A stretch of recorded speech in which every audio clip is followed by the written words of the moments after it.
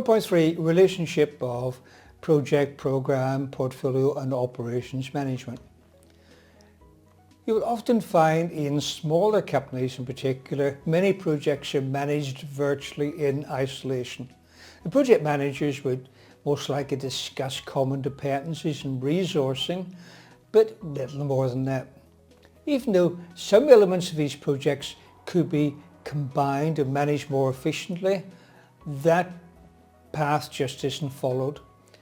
However, the projects that are managed in isolation, the project management processes, tools and techniques described in the PMP guide still gives them a high probability of success. What they're missing really is just that bit of synergy, the bit of efficiency that can be gained by combining them.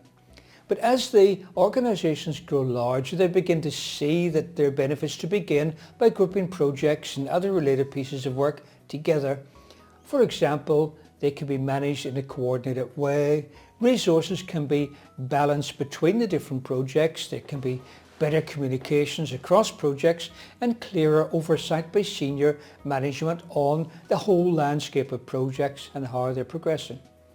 So what are the alternatives for managing multiple projects then? As it turns out, there are three main ones. Option one is simply to continue managing in isolation. Each project is treated as a separate standalone project with minimal information interchange. Note that an extremely large project is called a mega project. The PMP guide defines a mega project as one that is expected to cost $1 billion US or more, affect 1 million or more people and run for years. And I would advise remembering that definition because it's new to the PMP and there's a good chance that they're going to test us on it. Now, option number two is to collect related projects together into a program. For example, a large mining company might create a program of information technology projects, a second program for mine site construction projects, and a third program for mining operations projects. The PMP guide defines a program as a group of related projects, subsidiary programs, and program activities managed in a coordinated way to obtain benefits not available from managing them individually. Then we come to option number three, which is sort of the highest level, if you like. It's a collection of unrelated projects under a portfolio. In the mining example, the company could combine the information technology program, the construction program, the mining program, plus other projects and even some operations work into a portfolio. The PMP guide defines a portfolio as projects, programs, subsidiary portfolios and operations managed as a group to achieve strategic objectives. So just remind you, a program is a collection of related projects. A portfolio is generally a collection of unrelated projects or unrelated programs, and key for the exam, remember, it can include some operations as well. The PMP guide says program management and portfolio management differ from project management in their life cycles, activities, objectives, focus and benefits. However, portfolios, programs, projects and operations often engage with the same stakeholders and may need the same resources, which may result in a conflict in the organisation. This type of situation increases the need for coordination within the organisation through the use of portfolio, program and project management to achieve a workable balance in the organisation. Now, if we have a look at figure 1.3 from the PMP guide, it illustrates a sample portfolio structure indicating relationships between the programs, projects, shared resources and stakeholders. You can see in this diagram that within the portfolio, project 1 is not part of a program. However, it is still managed within the portfolio to obtain benefits not available by managing it as a standalone project. Project 2 and Project 3 have been combine to form Program A. Project 4 and Project 5 have been combined to form Program B1. Project 8 and Project 9 have been combined with some operations work to form Program C. Program B2 and Project 6 have been combined to form Program B. Project 7 and Program C have been combined to form Portfolio A, and everything has been combined to form the sample portfolio. I believe there's actually an error in this diagram. Yes, the PMP guide can make mistakes. I believe that Program C is actually a portfolio. Why do I say that? Well, remember the definitions. The PMP guide defines a program as a group of related projects, subsidiary programs and program activities managed in a coordinated manner to obtain benefits not available for managing them individually. And a portfolio is projects, programs, subsidiary portfolios and operations managed as a group to achieve strategic objectives. These tell us that a portfolio, not a program, can include operational work. But Program C on the diagram includes operations, which means it is really a portfolio. But anyway, grouping the projects together in this way makes it easier to enforce robust governance and introduce efficiencies and cross-project balancing and prioritization based on risk, funding and other considerations that would not otherwise have been possible.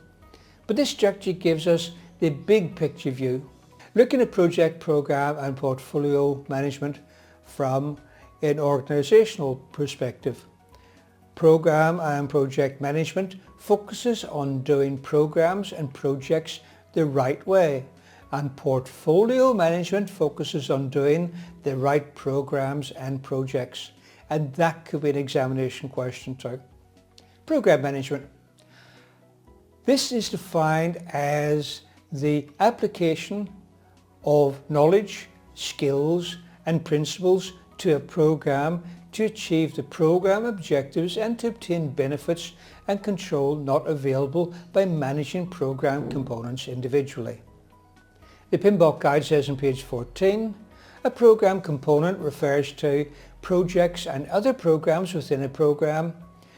Project management focuses on interdependencies within a project to determine the optimal approach for managing a project. The optimal approach.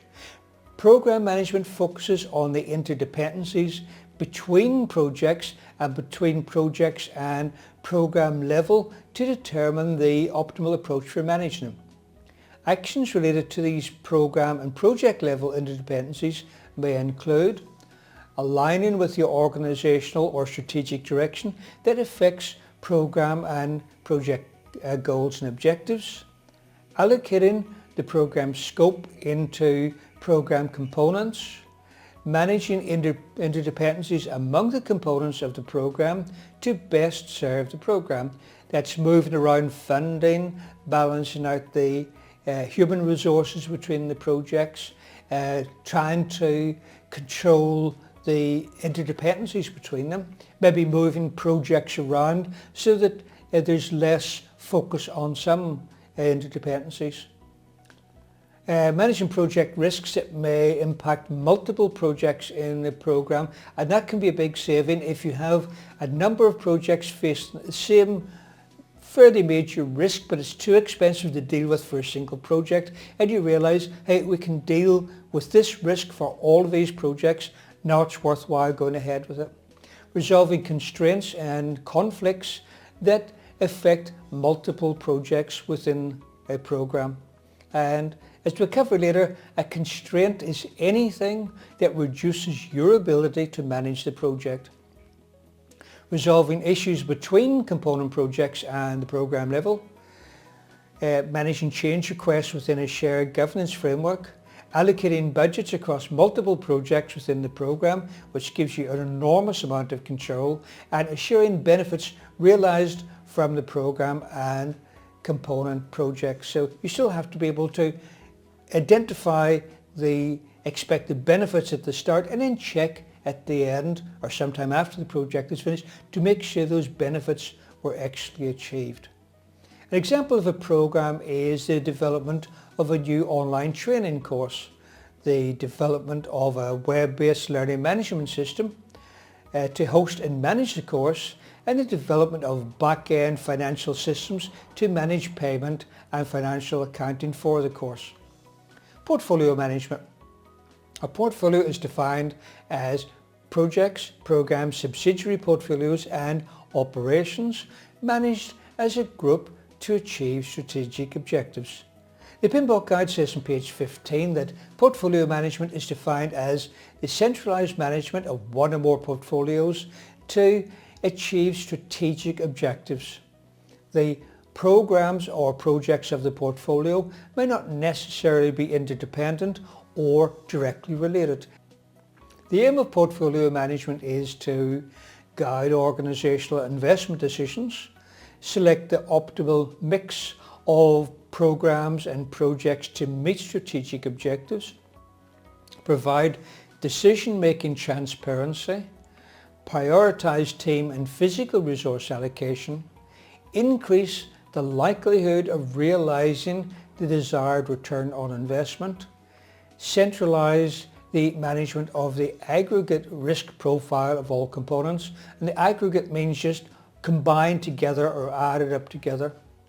Portfolio management also confirms that the portfolio is consistent and aligned with organizational strategies.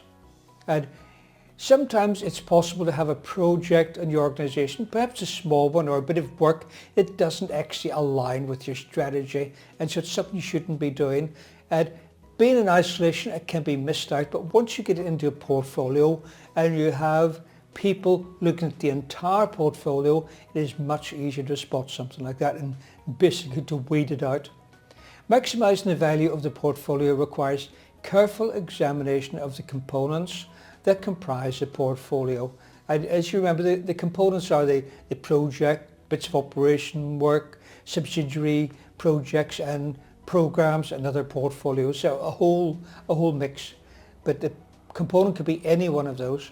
Components are prioritized so that those contributing the most to the organization's strategic objectives have the required financial, team and physical resources. And that reminds me of actually managing a project where you have some activities on the critical path, and if any one of those activities is held up, then it's going to slow the entire project. It's going to hold the entire project up. And so what you start to do is you identify those particular critical activities, and then you start putting more time, more people, more resources into them.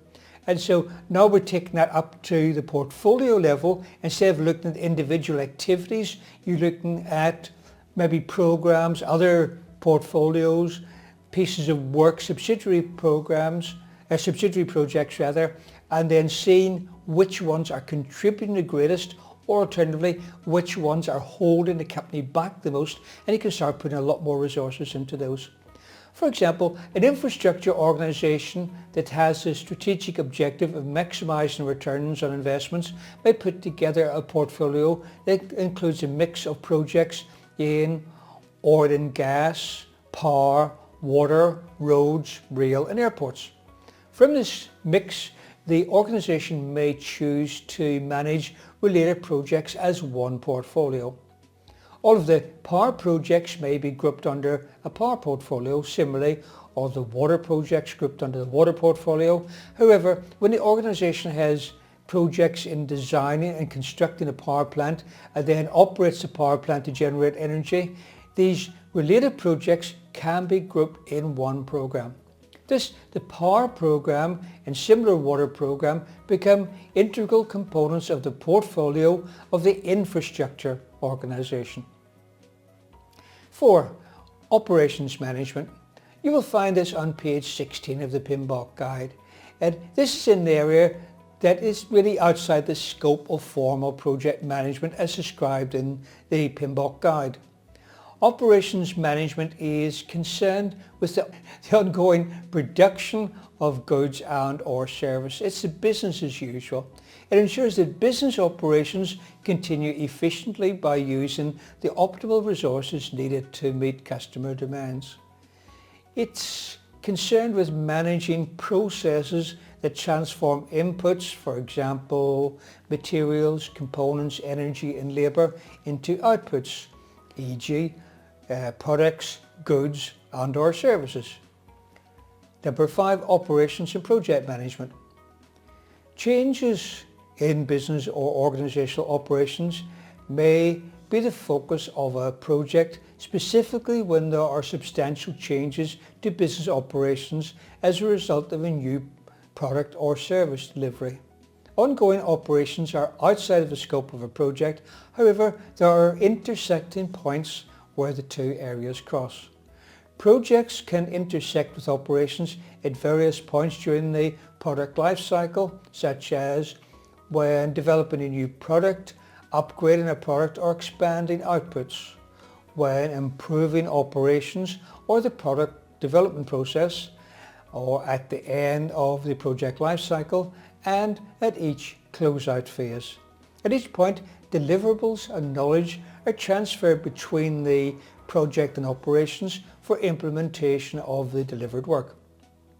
This implementation occurs through a transfer of project resources or knowledge to operations, or through a transfer of operational resources to the project. For example, when I'm managing an information technology project and we create a software package, at one stage we will hand over various deliverables to the operations team, and so they can get them up and running, and by the end of the project we'll have handed over all of those products. Operations will be using them, and we will provide a manual and instructions and perhaps training to enable the support team to be able to maintain those operations in use. And that brings us to the end of relationship of project, program, portfolio and operations management. The next lesson is components of the PMP guide. Please read the corresponding chapter in the PMP guide before watching the video.